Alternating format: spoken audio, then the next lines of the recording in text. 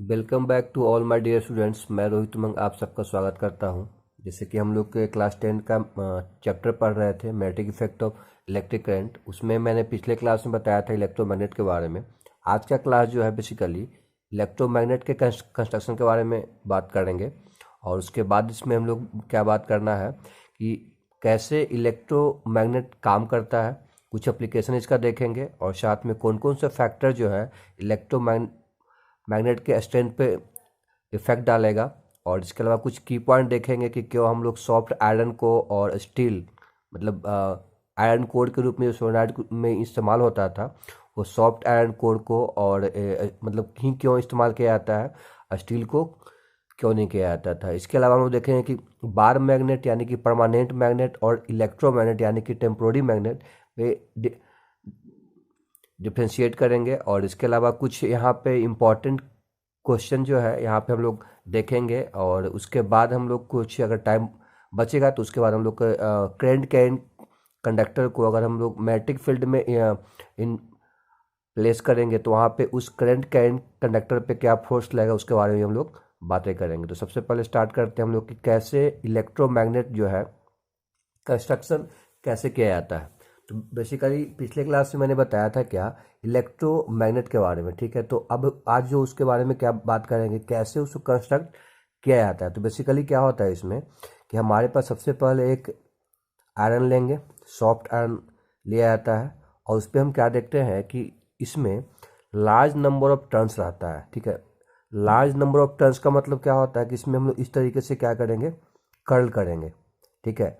Curl मतलब क्या कर सकते हैं कि इसमें इस तरीके से हमारे इसके पास क्या रहेगा, हम लोग को इसमें देखने को ए मिलता है कि हमारे पास पूरी तरीके से ये जो सॉफ्ट आयरन कोर है उसमें हम लोग एक कॉपर का वायर को इल्यूमिनेट करते हैं, सॉरी दैट मीन्स कि इसमें क्या करेंगे, कर्ल करेंगे। मतलब इसको मतलब अब डिपेंड करता है कि कितना कर्ल करना है कि हमें इसका यूज का है उस पर डिपेंड करता है, ठीक है। तो अभी हम लोग को ये समझ में आ रहा है कि एक सबसे पहले सॉफ्ट आयरन लेना है और उस पर क्या करना है, कॉपर का वायर के इसमें हम लोग रैप करेंगे, ठीक है। तो इस तरीके से हमें क्या मिलेगा, इस तरीके से हमें मिलेगा इलेक्ट्रोमैग्नेट, ठीक है। तो सिंपल यहाँ पे चीज़ है, ज़्यादा इसमें करने की जरूरत नहीं है कि हमें इस चीज़ पर ध्यान रखना है कि कंस्ट्रक्शन की अगर बात किया जाए तो सिंपल क्या क्या करेंगे। अगर इसमें it consist of a large number of a large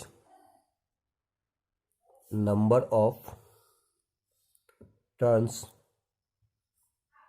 ठीक है, ऑफ थिक कॉपर वायर, ठीक है ना।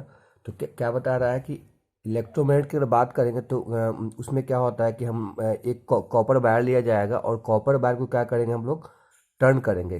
तो वो टर्न कहाँ पे करना पड़ेगा, वो हमारे पर जो कोर यहाँ पे अवेलेबल है यानी कि आयरन का जो सॉफ्ट मटेरियल यहाँ पे हम जो डाले हैं उसी पे क्या करेंगे, हम लोग उसको रैपिंग करेंगे, ठीक है। तो thick copper wire wrapped very closely.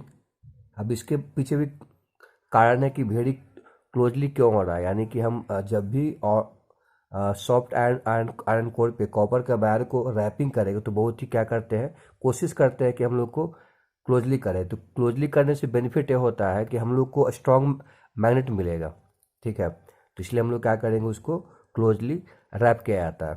तो on A soft iron core, ठीक है। चलो, तो इस तरीके से समझ में आया हम लोग को कि जब भी हम लोग इलेक्ट्रोमैग्नेट के कंस्ट्रक्शन की बात किया जाएगा तो हमारे पास एक सॉफ्ट आयरन कोर होगा और उस पर ठीक कॉपर वायर को टर्न करके यानी कि उस पर रैपिंग करेंगे और वो भी क्लोजली करेंगे, ठीक है।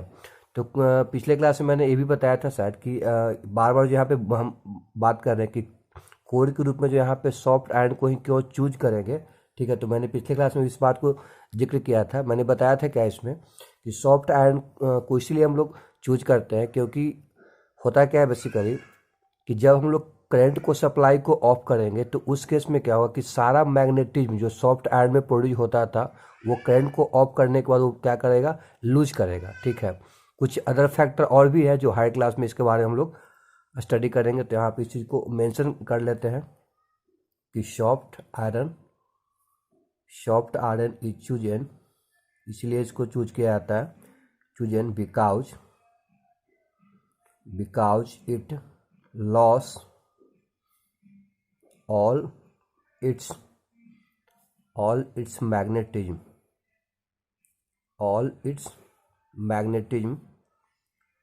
when the current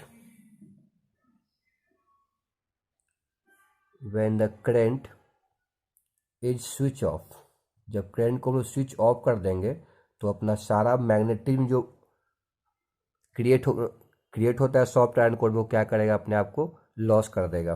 current is switch off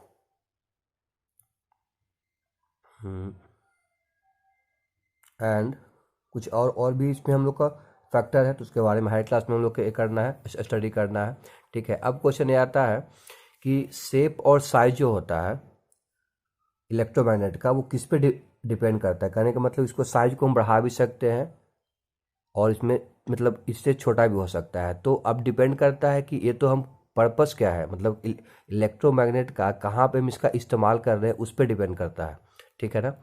तो एक चीज़ हम लोग के समझ में आया क्या कि हमारे पास इलेक्ट्रोमैग्नेट, ठीक है, जो हमें मिला था वो उससे हम लोग क्या हो रहा था, स्ट्रॉन्ग मैग्नेट हमको ऑब्टेन हो रहा था। और इसके अलावा हम लोग क्या देख रहे थे, यहाँ पे क्विकली डीमैग्नेटाइज भी हो रहा था, यानी कि जैसे ही करंट को हम ऑफ करते हैं तो हमारे पास सॉफ्ट आयरन कोर क्या करता है, अपना मैग्नेटिज्म को जल्दी ही लॉस करता है। ठीक है ना। इसके अलावा एक चीज़ और यहाँ पे आता है कि अगर हम क्या देखेंगे कि अगर हम इसका पोलरिटी को चेंज करना, मतलब दैट मीन्स कि अगर यहाँ पे साउथ है, ठीक है, यहाँ पे अगर क्या हम लोग का नॉर्थ है, जैसे करंट हम लोग को यहाँ से ऐसे जाएगा तो ऑब्वियस सी बात है हम लोग क्या होगा, ही नॉर्थ पोल आएगा। मैंने इसके बारे में बता चुका हूँ कि सोलेनॉइड में कैसे नॉर्थ पोल और साउथ पोल कहाँ पे आएगा हम लोग का रूल, इसके बारे में मैंने क्लॉक फेस रूल में भी मैंने जिक्र किया था। तो आप जाकर के उसको वीडियो को नहीं देखे हो, जाकर उसको देख लीजिएगा। ठीक है, तो यहाँ पे फिलहाल अभी ये हम बोलना चाह रहे हैं कि हमारे पास जो नॉर्थ एंड साउथ पोल है तो कैसे इसका पोलरिटी को चेंज होगा, है ना। सिंपल सी बात है, अगर यहाँ पे इस मतलब कि टर्मिनल को चेंज कर देते हैं, यहाँ पे भी हमारे पास जो पॉजिटिव टर्मिनल है इसको यहाँ पे हम प्लेस कर देंगे और इसको यहाँ पे ले आएंगे, तो यानी कि उस केस में भी क्या होगा, हमारे पास जो नॉर्थ एंड साउथ पोल है इलेक्ट्रोमैग्नेट का वहाँ पे सिंपली वे में हम लोग को चेंज हो जाएगा। ठीक है, तो अब निकल के क्वेश्चन ये आता है आफ्टर नोइंग द कंस्ट्रक्शन कि वर्किंग इसका क्या है, दैट मीन्स कि कैसे काम करेगा। तो वर्किंग भी हम लोग का बहुत यहाँ पे आसानी से समझ जाएंगे। इसके पीछे कारण क्या है कि जैसे कि होता क्या है कि जब यहाँ पे करंट को पास करने पे, जब ये मतलब करंट को कहाँ पास करना है, इलेक्ट्रोमैग्नेट पास करना है, तो जैसे ही जब करंट यहाँ पे पास करता है तो ये तुम्हारा स्ट्रॉन्ग मैग्नेट की तरह बिहेव करेगा। और उस केस में क्या करेगा, इसके अंदर जो कोर मटेरियल अवेलेबल है वो भी क्या करेगा, स्ट्रॉन्ग मैग्नेटिक फील्ड प्रोड्यूस करेगा। इस कारण से क्या होता है, नेट जो है यहाँ पे मैग्नेट जो होता है वो बेसिकली क्या बहुत ही स्ट्रांग हो जाता है। ठीक है ना। और अगर इसी इलेक्ट्रोमैग्नेट को हम लोग क्या देखते हैं कि वर्टिकली जो है क्रेन के साथ, है ना, with the help of crane suspended करेंगे तो हम लोग क्या देखते हैं, इसका लोअर पोर्शन जो होता है, जो हैवी जो आयरन का सीट होता है, जो मतलब ग्राउंड पे लेंग रहता है, तो वो आसानी से क्या करेगा, उसको स्टिक कर लेगा। स्टिक मतलब क्या होता है कि वो सीट ऑफ जो आयरन होता है ग्राउंड पे उसे आकर के तुम्हारा यानी कि मैग्नेट के द्वारा वहाँ पे आसानी से चिपक जाता है ना। तो ऐसे क्या होता है, हम लोग को आसानी से आयरन सीट का हैवी जो मतलब सीट होता है वो आसानी से क्या करेंगे, हम लोग फ्रीली उसको एक जगह से दूसरी जगह लेकर के जा सकते हैं। ठीक है, बाद में ऐसा होता है कि जैसे ही मतलब अगर एक प्लेस से अदर प्लेस पे लेके जाना है तो करंट को क्या करोगे, अगर आप स्विच ऑफ करोगे तो फिर बाद में क्या होगा, वो सीट जो उससे अटैच हुआ था बाद में उसको हम फ्री कर लेते हैं। ठीक है ना। तो यहाँ पे अगर वर्किंग में अगर हमसे पूछा है तो क्या लिखेंगे कि जब हम क्या देखते हैं, when the switch is of, when the switch is close, जब स्विच को क्लोज करते हैं तो क्लोज का मतलब क्या होता है, स्विच के क्लोज का मतलब ये होता है कि यहाँ से करंट हम लोग क्या करेंगे, पास करने के लिए अलाउ करेंगे। ठीक है, तो switch is close to make make the strong current pass through the, कहाँ से पास करेगा, pass through the wrapped copper, मतलब जो टर्निंग किया हुआ जो कॉपर है, लपेटा हुआ जो कॉपर है सॉफ्ट आयरन कोर पे, तो वहाँ से क्या करेगा, स्ट्रॉन्ग करेंट पास करेगा। ठीक है, स्ट्रॉन्ग रैप्ड कॉपर क्वाइल से पास करेगा। ठीक है, तो it becomes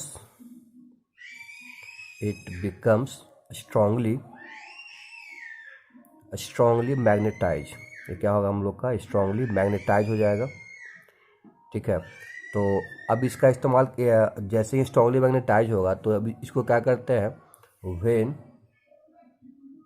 when it is suspended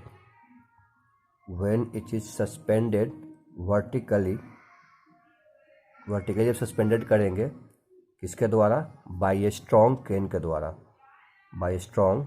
आप लोग क्रेन के बारे में पहले भी सुने होंगे, इसका इस्तेमाल कहीं कहीं गाड़ी वगैरह एक्सीडेंट करता है तो या अदर कोई भी हैवी पार्टिकल को उठा के प्लेस को कहीं एक प्लेस से अदर प्लेस पे रखना है तो वहाँ पे इस्तेमाल किया जाता है। तो इसको क्या करेंगे, सस्पेंडेड करेंगे वर्टिकली बाय स्ट्रॉन्ग क्रेन के द्वारा, एंड इट्स लोअर इंड, जो इसका लोअर इंड होता है, to touch with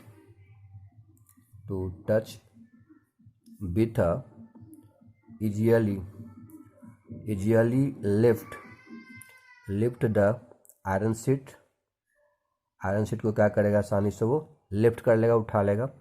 to make the sheet free, यानी कि जब सीट उसके साथ अटैच होगा, ठीक है, अब उसको क्या करना है, उस सीट को हटाना है, तो हम क्या करेंगे, फिर से जो करंट को पास किए थे उसको क्या करेंगे, हम लोग स्टॉप कर देंगे, करंट इज स्विच ऑफ।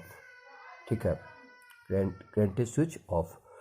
ठीक है, तो इस तरीके से वर्किंग के बारे में हम लोग को आइडिया मिला होगा कि बेसिकली कैसे यह काम करता है तुम्हारा। ठीक है, तो बेसिकली इलेक्ट्रोमैग्नेट का इस्तेमाल जो अभी है इसमें जो हम बताए हैं वर्किंग में, वो एक तरह से स्ट्रॉन्ग क्रेन के हेल्प से, मतलब कैसे बड़े बड़े हैवी और सीट आयरन जो होता था उसको कैसे हम उसके एक प्लेस से अदर प्लेस पे अगर प्लेस करना चाहते तो आसानी से क्या होगा, इलेक्ट्रोमैग्नेट के प्रॉपर्टी के मतलब उसके कंसेप्ट को इस्तेमाल करके हम लोग क्या करेंगे, आसानी से प्लेस हो सकता है। तो अब जो यहाँ पे है वर्किंग के बाद जानने के बाद अब हम थोड़ा सा बात करेंगे इसका एप्लीकेशन, थोड़ा सा डिटेल से देखेंगे इसका कहाँ कहाँ पे एप्लीकेशन होता है।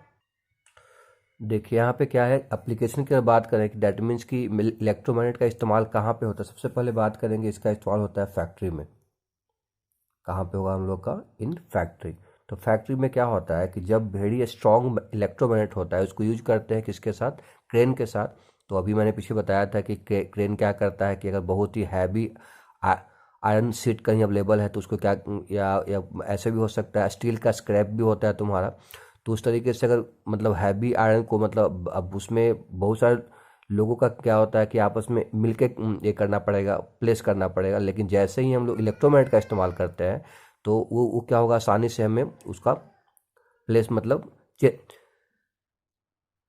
चेंज हो जाएगा हम लोग का। ठीक है, तो इस तरीके से क्या कह सकते हैं कि इन फैक्ट्री वेरी स्ट्रॉन्ग, ठीक है, very strong electromagnet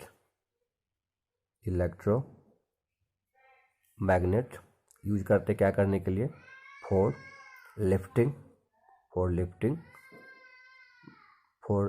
lifting heavy iron seat. ठीक है, ये बड़े बड़े मतलब अब देखो यहाँ बात किया जा रहा है क्योंकि आयरन के सीट को ही क्यों बार बार फोकस कर रहा है, क्योंकि ऑब्वियस सी बात है कि इलेक्ट्रोमैग्नेट अट्रैक्ट किसको करेगा, तो जो मैग्नेटिक मटेरियल होगा उसी को अट्रैक्ट करेगा ना। इसलिए क्या होता है कि आयरन के जो बड़े बड़े हैवी ऑब्जेक्ट होते हैं उसको आसानी से वो प्लेस हो सकता है। इसके अलावा क्या होता है, इसका हॉस्पिटल में इस्तेमाल भी होता है। हॉस्पिटल में बेसिकली क्या होता है कि जब किसी के आई वगैरह में कुछ स्मॉल मैग्नेटिक मटेरियल या आयरन फाइलिंग्स अगर किसी कारणवश क्या होता है वो चला जाता है, तो उसके इसमें क्या करते हैं कि उससे आयरन पार्टिकल को बाहर निकालने के लिए पेशेंट के आई से, तो उसके इसमें हम लोग क्या करते हैं, इलेक्ट्रोमैग्नेट का डॉक्टर वगैरह क्या करता है, इस्तेमाल करता है। ठीक है, इसके अलावा हम लोग क्या देखते हैं, इसके अलावा मतलब बहुत सारे ऑफिसेस में भी इस्तेमाल होता है, हाउसेस में भी इस्तेमाल होता है तुम्हारा इलेक्ट्रिक बेल के रूप में। इलेक्ट्रिक बेल में भी क्या होता है हम लोग का, इसका एप्लीकेशन होता है इलेक्ट्रोमैग्नेट का। और साथ में कभी कभी ऐसा भी होता है कि एक होता है हम लोग का आगे आप लोग केमिस्ट्री में पढ़े होंगे शायद, मेटलर्जी इंडस्ट्री के बारे में, ठीक है। तो मेटलर्जी बेसिकली क्या होता है ना कि हमारे पास ओर से, मतलब आयरन ओर से, बेसिकली आयरन ओर से क्या करते हैं, अगर हम लोग आयरन को बाहर निकालना चाहते हैं तो उसमें बहुत सारा इम्प्योरिटी रहता है। तो क्या देखते हैं वहाँ भी उसको क्या करते हैं, इम्प्योरिटी को हटाने के लिए, है ना, उसको मतलब आयरन ओर को सेपरेट करने के लिए भी वहाँ पे इस्तेमाल होता है। तो to separate iron ore from muddy impurity, ठीक है। मडी इम्प्योरिटी से भी क्या कर सकते हैं, आयरन ओर को वहाँ से सेपरेट करना आसानी होता है, ठीक है ना। तो इस तरीके से एप्लीकेशन आपको समझ में आ गया हो कि कहाँ कहाँ पे इसका इस्तेमाल होता है, फैक्ट्री में, हॉस्पिटल में, इलेक्ट्रिक बेल में। और आसानी से क्या देखें, और आयरन ओर को वो है ना, मतलब अगर इम्प्योरिटी उसमें अवेलेबल है मडी के रूप में, उसको क्या वहाँ से अलग आसानी से हम हटा सकते हैं। इसके अलावा हम बात करेंगे अब फैक्टर जो है, कौन कौन से ऐसे फैक्टर हैं जो इलेक्ट्रोमैग्नेट के स्ट्रेंथ पे इफेक्ट डालेगा। देखिए सबसे पहले बात करते हैं हम लोग है कि कौन सा ऐसा फैक्टर है जो इलेक्ट्रोमैग्नेट के स्ट्रेंथ पे इफेक्ट डालेगा। तो सबसे पहले हम बात करेंगे, इसमें एक सबसे पहले फैक्टर आता है number of turns in the coil. कहने का मतलब क्या हुआ कि हमारे पास जितने ज़्यादा नंबर ऑफ टर्न तुम्हारा होगा उतने ही ज़्यादा हम लोग क्या होगा, मैग्नेटिक फील्ड तुम्हारा प्रोड्यूस होगा। यानी कि नंबर ऑफ टर्न अगर ज़्यादा होगा तो उस केस में क्या होगा, हम लोग का मैग्नेटिक फील्ड भी ज़्यादा मिलेगा, ठीक है। सबसे पहला पॉइंट क्लियर हो गया हम लोग का, है ना। ये ऐसा क्यों बोला जा रहा है, ये सब एक्सपेरिमेंट करके देखा हुआ है कि जब हम लोग को नंबर ऑफ, मतलब कि कोई भी हमारे पास सॉफ्ट आयरन कोर पे जब रैपिंग करते हैं कॉपर का, तो अगर नंबर ऑफ टर्न अगर बढ़ाते हैं तो उसके इसमें क्या होगा, मैग्नेटिक फील्ड भी ज़्यादा हमें मिलता है। सेकेंड पॉइंट क्या हम लोग को बता सकते हैं कि अगर करेंट हम लोग क्या देखते हैं, अगर ज़्यादा अमाउंट में, दैट मीन्स कि नंबर ऑफ सेल अगर बढ़ाएंगे तो करेंट हमें ज़्यादा मिलेगा। तो करेंट को ज़्यादा करेंगे इलेक्ट्रो मैग्नेट में पास, तो उस केस में क्या होगा, हम लोग का मैग्नेटिक फील्ड भी ज़्यादा अमाउंट में मिलेगा हम लोग का, ठीक है। इसके अलावा क्या होता है कि एक चीज़ और ध्यान रखने वाली बात है कि अगर हमारे पास जो एयर गैप होता है ना, मतलब length of the air between its pole, है ना, मतलब हमारे पास क्या होता है, इसे कहने का मतलब ये हुआ कि हमारे पास अगर एयर गैप जो होता है, ठीक है, किसके बीच में, तो लेंथ। तो अब है क्वेश्चन है कि किसका लेंथ की बात किया जाए। जैसे हमारे पास इलेक्ट्रोमैग्नेट जो होता है डिफरेंट डिफरेंट टाइप का होता है। ऐसे बात करते हैं कि अगर हमारे पास बार टाइप का इलेक्ट्रोमैग्नेट है तो वो भी स्ट्रांग होता है, बट उतना स्ट्रांग नहीं होता है जितना हमारे पास यू शेप का हमारे पास अगर होता है इलेक्ट्रोमैग्नेट, वो हम लोग को ज़्यादा स्ट्रांग होता है। इसके पीछे कारण क्या है कि जो पोल होते हैं इसके आपस में क्या होते हैं, बिल्कुल पास होते हैं। तो यहाँ पे इसी बात को बताया जा रहा है थर्ड पॉइंट में कि अगर हम लोग क्या देखते हैं, if we reduce the length of air gap, ठीक है, reduce the length of air gap between the poles of an electromagnet, then its strength increases, ठीक है ना। तो इससे पता चलता क्या है हमारे पास कि अगर हम नॉर्थ पोल और साउथ पोल के बीच में जो गैपिंग है ना, उस एयर गैपिंग जो उसके बीच में क्या करेंगे, अगर कम करेंगे तो हमारे पास क्या होगा, स्ट्रेंथ जो है वो हम लोग को मैग्नेटिक फील्ड का ज़्यादा मिलेगा। इस एग्जाम्पल मैंने बताया ना कि बार मैग्नेट अगर हमारे पास है तो वो स्ट्रॉन्ग तो होता ही है, लेकिन मतलब बार टाइप इलेक्ट्रोमैग्नेट अगर हमारे पास है तो वो स्ट्रॉन्ग होता ही है, लेकिन उससे कहीं ज़्यादा तुम्हारा यू शेप टाइप का हम लोग का जो इलेक्ट्रोमैग्नेट होगा वो हम लोग के लिए ज़्यादा स्ट्रॉन्ग इलेक्ट्रोमैग्नेट होगा, ठीक है ना। इसके अलावा एक ये भी होता है कि अगर हम लोग जब वायर को क्या करते हैं, रैपिंग करते हैं, है ना, तो उस केस में हम लोग क्या देखते हैं कि अगर हमारे पास जो इस तरीके से वायर है, एक कोई ऐसे कर रहा है, ठीक है ना, लेकिन अगर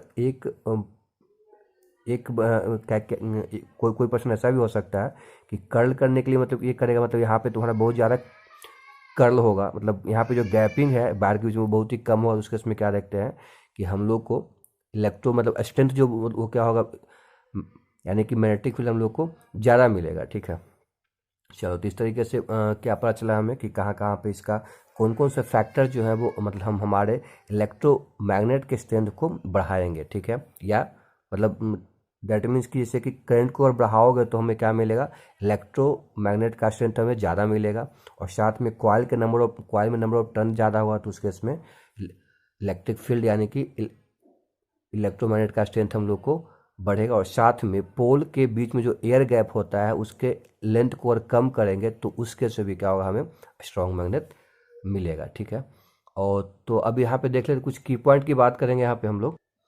तो की पॉइंट के बारे में बात किया जाए तो यहाँ पे निकल के आता है जैसे कि सॉफ्ट आयरन कोर की बात करते हैं तो सॉफ्ट आयरन बेसिकली क्या होता है, इजीली मैग्नेटाइज हो जाता है। अगर आपके पास बिग करंट भी के द्वारा भी मतलब वहाँ तक अगर प्रोड्यूस होता है उसके बाद भी क्या होगा, हम लोग को आसानी से वो मैग्नेटाइज हो जाएगा। मतलब सॉफ्ट आयरन कोर को अगर क्या करते हैं वीक मैग्नेटिक फील्ड में अगर प्लेस करते हैं तो भी क्या होगा, आसानी से वो मैग्नेटाइज हो जाएगा। लेकिन स्टील की अगर बात किया जाए वहाँ पे अगर स्ट्रॉन्ग मतलब स्टील को मैग्नेटाइज करने के लिए वो मैग्नेटाइज तभी होगा जब उसको प्लेस करना पड़ेगा स्ट्रॉन्ग मैग्नेटिक फील्ड में, तभी जा करके वो मैग्नेटाइज होता है। ठीक है ना, तो यहाँ से एक बात निकल के ये भी आता है कि अगर हमारे पास soft iron can be easily magnetize even by a big magnetic field, whereas a steel can be magnetized only by a strong magnetic field. मतलब कि अगर हमारे पास सॉफ्ट आयरन कोर है तो उसको मैग्नेटाइज करने के लिए हमें वीक करंट भी अगर है, मतलब हमारे पास वीक मैग्नेटिक फील्ड भी है तो मैग्नेटाइज हो जाएगा। लेकिन अगर वही उसी के प्लेस पे अगर हमें क्या रहे, स्टील रहे, तो उसको मैग्नेटाइज करने के लिए हमें क्या करना पड़ेगा, स्ट्रॉन्ग मैग्नेटिक फील्ड यहाँ पे लाना पड़ेगा। ठीक है, तो उस केस में क्या देखते हैं हम लोग कि एक सॉफ्ट आयरन हमारे पास था और एक हमारे पास क्या था, स्टील था। ठीक है, दोनों में फिर से एक बार देख लेते क्या क्या समझ में आया। तो एक चीज़ समझ में आया कि सर एक क्यूकली क्या होगा, हम लोग का मैग्नेटाइज हो जाएगा। ठीक है, क्यूकली क्या होगा, ये मैग्नेटाइज होगा। ये क्या होता है, थोड़ा सा हमें क्यूकली ना होकर के बहुत ही स्लोली मैग्नेटाइज होता है। क्या होता है, स्लोली, मतलब धीरे धीरे क्या करता है वो मैग्नेटाइज होता है। ठीक है, और साथ में सॉफ्ट आयरन को जितना जल्दी मैग्नेटाइज होता है उतना ही क्यूकली वो डीमैग्नेटाइज भी होता है। डीमैग्नेटाइज करने का मतलब कि करंट अगर क्या करते हैं हम लोग पास करना बंद कर देंगे तो उस केस में क्या करेगा, वो अपने मैग्नेटिक प्रॉपर्टी को बहुत जल्दी ही लॉस करेगा। लेकिन स्टील की बात करेंगे क्या, तो जितना जल्दी मतलब जितना ज़्यादा वो मैग्नेटाइज होने में टाइम लेता है उतना ही वो क्या करेगा, स्लोली, मतलब बहुत ही टाइम मतलब के बाद वो क्या होगा, तुम्हारा डीमैग्नेटाइज होगा। ठीक है, इसके अलावा क्या होता है हमारे पास, इसको क्या क्या देखते हैं कि इसको हम लोग जो है सॉफ्ट आयरन कोर को क्या बोलेंगे, टेम्पोररी मैग्नेट बोला जाता है, और इसको हम लोग क्या कहेंगे, परमानेंट मैग्नेट। ठीक है, परमानेंट मैग्नेट मतलब परमानेंट मैग्नेट को मतलब बनाने के लिए हमें क्या क्या क्या मतलब इस्तेमाल करना पड़ेगा, स्टील का इस्तेमाल करना पड़ेगा, और टेम्पोररी मैग्नेट क्या हम लोग को होता है, सॉफ्ट आयरन का इस्तेमाल करके हम लोग बना सकते हैं। ठीक है ना, तो फिर से एक बार हम क्या देख लेते हैं यहाँ पे कि हमारे पास बार मैग्नेट है ना, बार मैग्नेट करने का मतलब क्या है, उसको बोलते हैं परमानेंट मैग्नेट, और एक होता है इलेक्ट्रोमैग्नेट। दोनों के बीच में डिफ्रेंशिएट कर लेते हैं। अब यहाँ पे दे ध्यान देने वाली बात है कि बार मैग्नेट की अगर बात करें तो वहाँ पे किस रूप में वो कहलाता है, परमानेंट मैग्नेट के रूप में कहलाता है। लेकिन हम लोग बात करेंगे इलेक्ट्रोमैग्नेट के रूप में, उसको क्या कहलाएंगे हम लोग, टेम्पोररी, मतलब वहाँ पे क्या कहेंगे हम लोग उसको, टेम्पोररी मैग्नेट के रूप में कहेंगे। तो सबसे पहले क्या होता है, अगर परमानेंट की बात करते हैं हम लोग, क्या करेंगे, परमानेंट मैग्नेट की बात करेंगे तो वो क्या होता है, इसमें जो मैग्नेटिज्म जो प्रोड्यूस होता है वो वीक होता है। क्या होता है, मैग्नेटिज्म जो प्रोड्यूस होगा बिल्कुल क्या होगा, हम लोग का वीक होगा। लेकिन टेम्पोररी मैग्नेट जो हमारे पास रहता है वहाँ पे आप क्या देखोगे, वेरी स्ट्रॉन्ग। ठीक है, क्या होगा, हम लोग का वेरी स्ट्रॉन्ग मैग्नेट।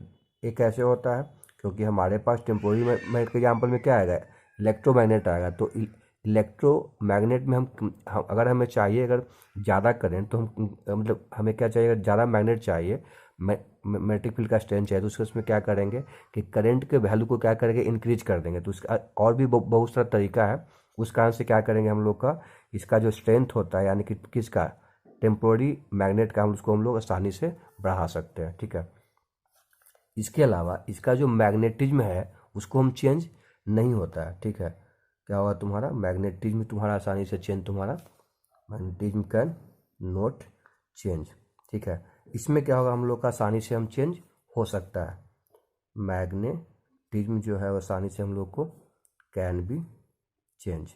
चेंज के पीछे कारण क्या है, जैसे कि आपने बताया था कि ये टर्न को क्या करेंगे, मतलब टर्न जो होता है, नंबर ऑफ टर्न, वो क्या होता है, मैग्नेटिक फील्ड के डायरेक्टली प्रोपोर्शनल होता था। तो टर्न को क्या करेंगे हम लोग, कम कर लेंगे। तो उसके इसमें क्या होगा, हम लोग आसानी से वो चेंज हो जाएगा। ठीक है, इसके अलावा और भी हो सकता है पॉसिबिलिटी कि क्या करें, करंट को हम लोग कम कर लेंगे तो मैग्नेटिक फील्ड हम लोग क्या होगा, कम हो जाएगा। ठीक है, इसके अलावा क्या होता है, नॉर्थ एंड साउथ पोल जो होता है उसको आसानी से हम लोग क्या कर सकते हैं, इंटरचेंज करना, मतलब परमानेंट की बात कर रहे हैं ना। परमानेंट में क्या होता है, नॉर्थ एंड साउथ पोल वो क्या होगा हम लोग का फिक्स होता है।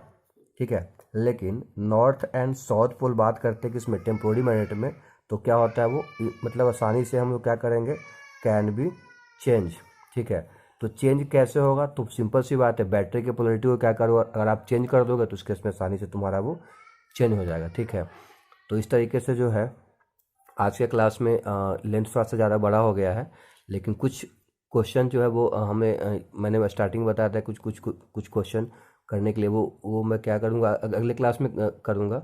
और कुछ आगे का टॉपिक जो हम लोग का है वो इम्पॉर्टेंट टॉपिक है, क्योंकि फोर्स अगर हमारे पास क्या है कि अगर करंट कैरिंग कंडक्टर है और उस करंट कैरिंग कंडक्टर को मैग्नेटिक फील्ड में रखते हैं, तो वहाँ पे क्या देखने को मिलता है कि उस पर एक फोर्स अप्लाइड होता है। ठीक है, तो वो कैसे होता है, क्या स्ट्रेंथ होता है, कैसे डायरेक्शन फाइंड करेंगे, वो हम लोग अगले क्लास में बात करते हैं। तो होप सो आशा करते हैं कि वीडियो आपको अच्छा लगा होगा। तो अगर अच्छा लगा तो ये वीडियो को लाइक करें, शेयर करें अपने फ्रेंड के बीच में। और ये जो चैनल है रोहित उमंग, वो यूट्यूब चैनल, वो मैं इसी तरीके से ऑसम कंटेंट लाता रहूँगा। तो रेगुलरली तो आप इस चैनल को अगर नए इस चैनल पे अगर आप लोग हैं तो इस चैनल को सब्सक्राइब कर लीजिएगा, और साथ में बेल आइकन को जो आपको दिख रहा है वहाँ पे हिट हिट कर दीजिएगा, ताकि आपको इन्फॉर्मेशन जो है वो आप लोग को लगातार मिलता रहेगा। और वीडियो पसंद आया हो तो जरूर लाइक कीजिएगा। तो finally, you guys are amazing, keep learning, keep growing, thanks for the watching.